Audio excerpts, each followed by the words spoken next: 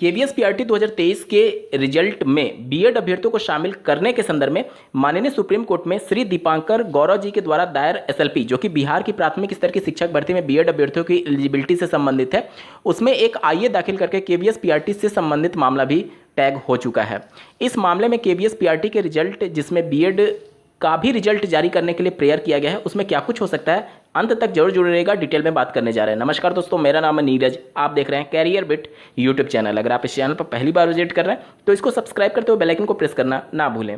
किसी भी केस में जितनी भी पार्टीज होती हैं उनको ज़्यादा समय मिलता है बोलने के लिए, और आईए जो दाखिल होता है वो अगर सिमिलर केस है तो फिर उनको भी अपना पक्ष रखने का मौका दिया जाता है। लेकिन केवीएस पीआरटी का जो आईए है उसको आप सिमिलर मान करके मत चलिएगा बिहार की प्राथमिक स्तर की शिक्षक भर्ती में, क्योंकि बिहार की जो टीचर रिक्रूटमेंट के लिए जो एडवर्टीजमेंट था, उस एडवर्टीजमेंट में कहीं पर भी ऑनरेबल सुप्रीम कोर्ट के एसएलपी का जिक्र नहीं था। लेकिन केवीएस पीआरटी का अगर आप एडवर्टीजमेंट देखेंगे, उसमें साफ शब्दों में मेंशन किया गया था कि बीएड अभ्यर्थियों की जो एलिजिबिलिटी है वो अधीन रहेगी माननीय सुप्रीम कोर्ट के 50-68 वाले एसएलपी के अंतर्गत, यानी श्री देवेश शर्मा जी की एसएलपी के आउटकम के अंतर्गत। यानी कि एडवर्टीजमेंट में जब बातें मेंशन कर दी तो केवीएस पीआरटी में बीएड अभ्यर्थियों की एलिजिबिलिटी को लेकर के कोई संशय ही नहीं है।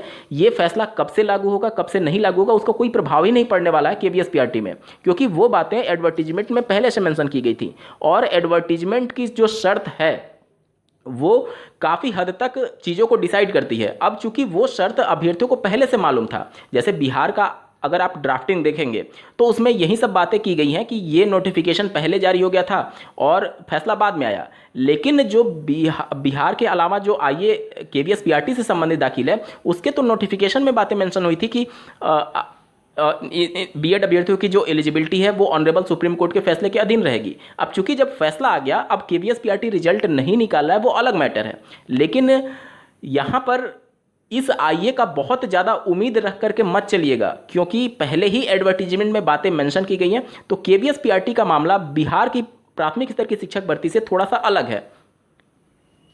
उम्मीद करता हूं आप सभी के डाउट क्लियर हुए होंगे। इस वीडियो को देखने के लिए आपका बहुत बहुत धन्यवाद। भगवान करे आपका दिन शुभ हो।